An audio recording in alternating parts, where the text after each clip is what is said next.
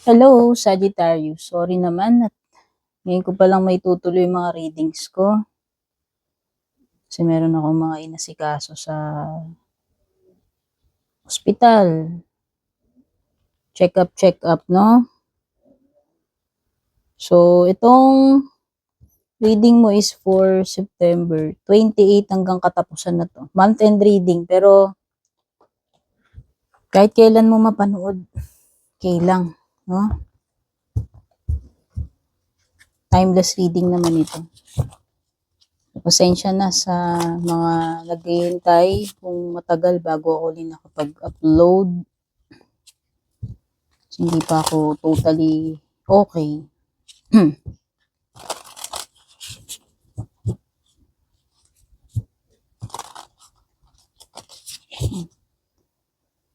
Tayo ng mga... Wow, meron kang growing, keep growing, magkatunog persona, at saka highest self. Okay, Sagittarius, no? So, meron ditong something that is growing in you or about to grow pa lang, kung mangyayari pa lang to. No? So, ang ganda. This is a sign of growth. Yung iba sa inyo, itong growth na ito is maaaring growth. Personal growth, spiritual growth, no? Kasi meron akong nakikita ditong persona at saka highest self. So, itong dalawang cards na to. Highest self is about listening. Listening sa iyong highest self. Pinapakinggan mo yung intuition mo. Sinusundan mo, tinatrust mo yung iyong inner knowing. Okay? It could be na yung iba, nagle-level up kayo spiritually. No? Meron something dito about, kumbaga nag-grow, nagde-develop yung iyong intuition or spirituality hanggang maabot mo yung iyong highest self. Ito namang persona, ito yung mga iba-ibang personality natin dealing with our daily lives. Okay? Diba at work meron kang persona. Pagka sa mga kaibigan, may persona ka. Ang sinasabi kasi dito sa iyong persona, minsan dahil we are used to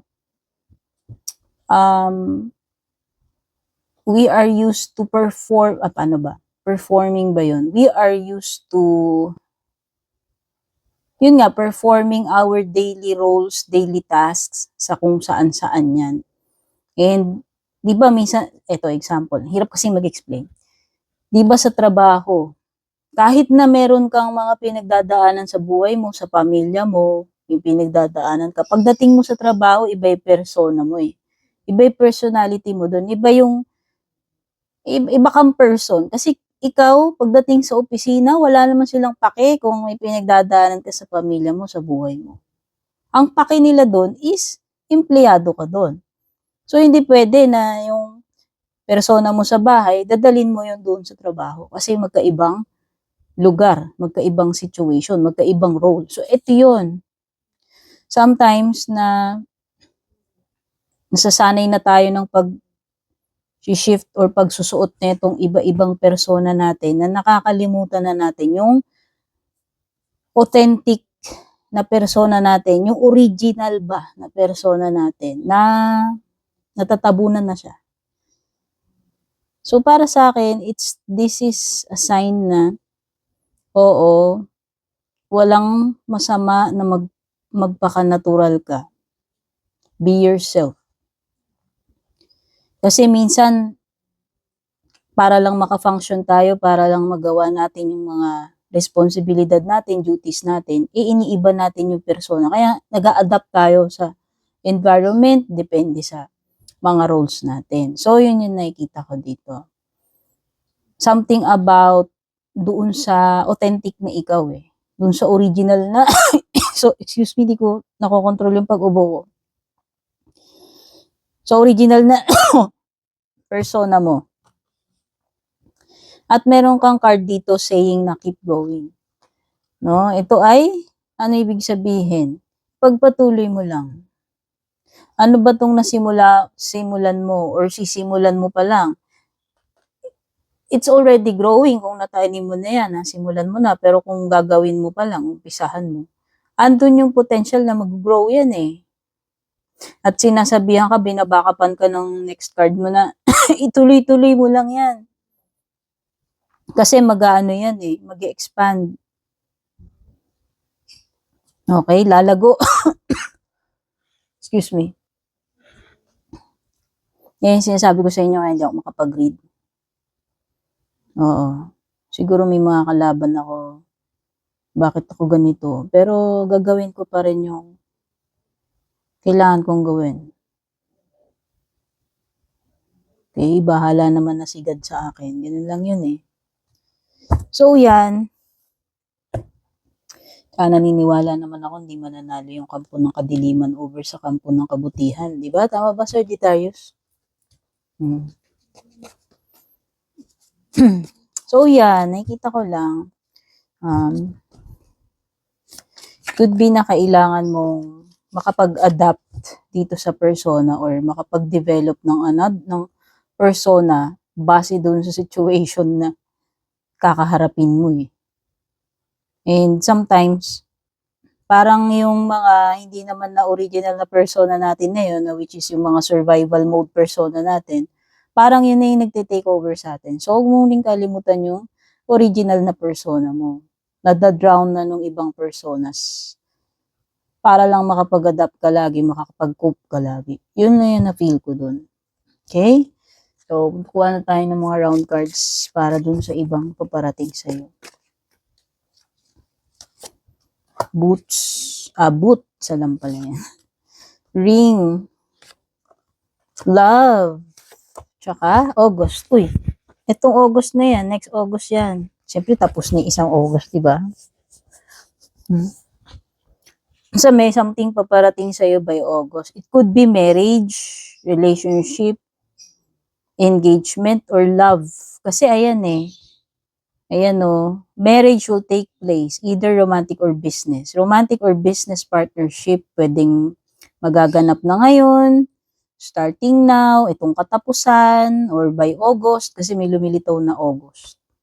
Pero sabi ko nga ito ay timeless reading. Kung kailan pumatak sa'yo itong reading na to, kung kailan mo ito makita, kailan makarating sa'yo. Timeless lahat ng reading ko. Kaya kahit anong petsa nakalagay dyan, pwede nyo pong panoorin yan. No? So, may paparating na love. Yung iba sa inyo, ma-achieve nyo na yung goals nyo by month end. Okay? Pero kailangan mo i-double yung sipag, effort, no? Sinasabi dyan, kailangan mo mag-double time. Okay? Kuha tayo ng cards para sa love. Siyempre, kahit mga general reading, di nawawala yung love life kasi paborito ng mga tao yung love life. Sisingit at isisingit, no? Check lang natin, no? Pwedeng yung babanggitin ko dito, magkabaliktaran kung energy mo man yung energy ng person mo.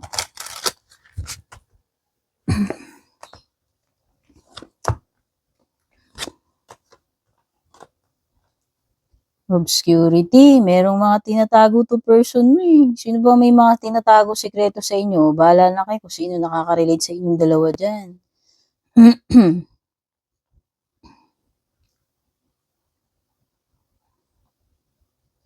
Meron energy dito ng na interesado sa second chance, sa pakikipagbati, pakikipag-ayos or together again. Meron ditong umaasa, naghihintay pa rin hanggang ngayon, manifesting. Pero kasi, sa totoo lang, unstable na talaga yung connection ninyo. Or maybe unstable yung pag-iisip or feelings ng isa sa inyo rito. Kasi isa sure eh. Yung isa naghihintay siya, no? Maasa. Yung isa umaasa dito na magkabalikan pa, magkabati, magkaayos pa. Pero meron ditong mga obscurity kasi merong mga tinatago yung isa sa inyo. Okay, yung isa dito masyadong naapektuhan sa breakup, sa cool off, or sa ano yun, kung nagkaroon ng silence dito, biglang na-disconnect, no? Pero nakikita ko dito, andun yung possibility na maaaring magkaroon ng reconnection, communication uli, or pagkakaayos. Kaya lang, meron lang talagang lumilitaw dito na merong mga hindi dinedeklara tong person mo. May mga hindi siya sinasabi sa'yo. Kung siya yan. Kuha tayo ng tarot cards. No? Nakalimutan ko palang maglabas. Sige, ito na lang. Tatakpan ko na lang kung may walang damit.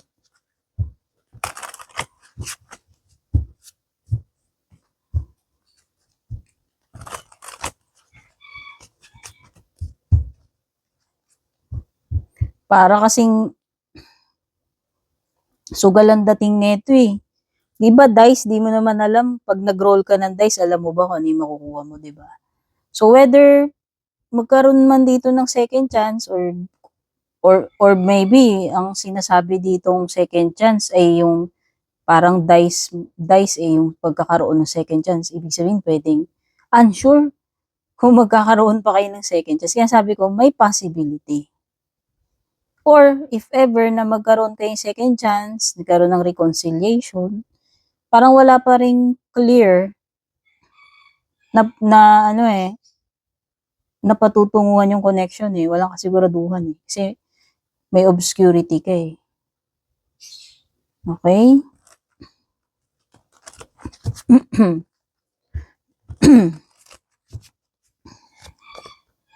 Sun card. Isilipin ko muna bago ko ilalapag kasi baka may walang damit. O, yeah. Please, di na ako mag-edit. Kikita pa ba? Di ko alam kung nakikita sa ano. Di yata.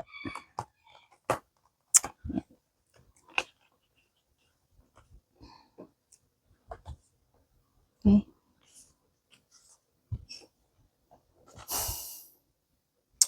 Okay, itong obscurity na to, sabi ko, kung meron man something dito na unclear, unsure, hidden, secrets, maliliwanagan ka rin dyan eventually kasi lumitaw yung sun card mo, no? Katapat niya yun eh. So, whatever secrets, mysteries, anything concealed, marireveal yan with the sun card. So, kung wala kang clarity tungkol dito, ito na yung confirmation, ito na yung magbibigay ng kaliwanagan dyan sa sitwasyon na yan or subject na yan. O, kung sa love life mo, hindi ko alam. Kasi general reading na ito eh. Ayan na. Ayan na yung priestess. Lilitaw na yung mga nakatago dito eh. So, specific sa love life, no? Pero pwede rin sa ibang bagay kung hindi kayo makarelate sa love life. Ayan na, may expose na yung mga parts na nasa shadows eh. At mababasag na rin yung katahimikan dito kung nagkaroon man dito ng period of silence. No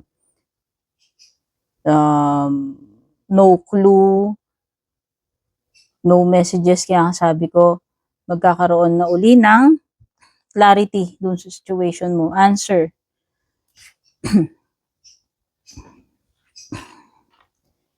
And magiging masigla uli. Ewan ko, for some of you, kung naging ano man kayo, hindi kayo okay lately, physically, emotionally, psychologically, or financially, maaaring ito yung sign na makiklear na yung mga problems, yung kalungkutan, manunumbalik yung saya, yung harmony, no? Yung lakas, sa health man yan or sa ibang bagay. Ang sun is nagbibigay ng growth kasi ang sun ay source ng life, source ng light, light, ayan no. Meron talaga ditong something na mag-grow kung itatanim mo yan or nasimulan mo na yan. Okay? Ibig sabihin may potential na mas lalo pang maging, ano ba tawag dito? Mag-expand. O, halimbawa, sa kabuhayan mo yan.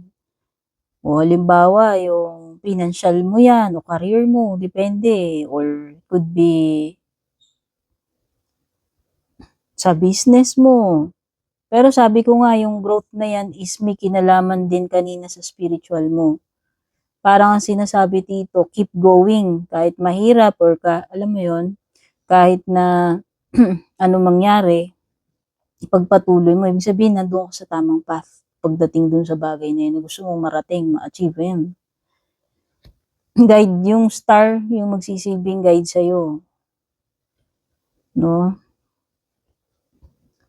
And meron ka ritong Knight of Wands reverse, tsaka Knight of Swords naman dito sa kabila. Knights are associated sa pagte-take ng action. Okay? So very nakikita ko, if this is you, nakikita ko na ewan ko, may nasisense akong energy ng pagiging excited, restless, pagiging impulsive. Kasi parang nakikita ko dito, susunggaban yung opportunity. No? Mabilis i-grab or mabilis na magte-take ng decision or action about the situation.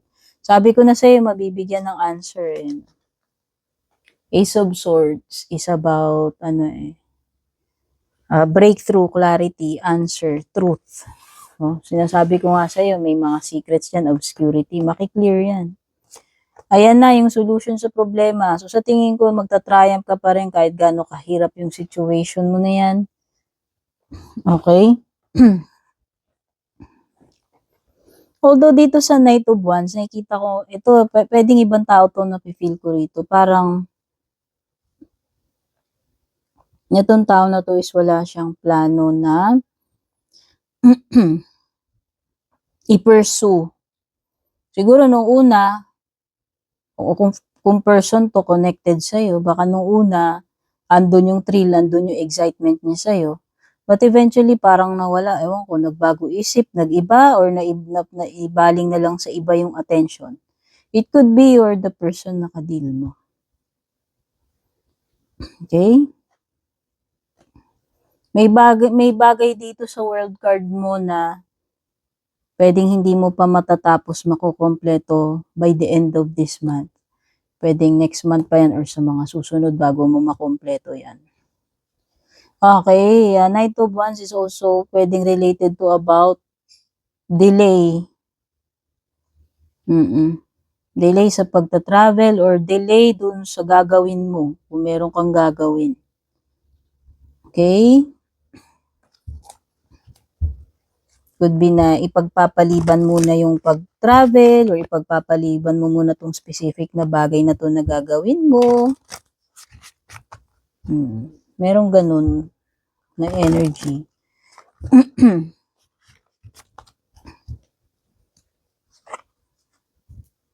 Pero meron akong nakikita ditong bagay na dapat mabilis kang mag-take ng action.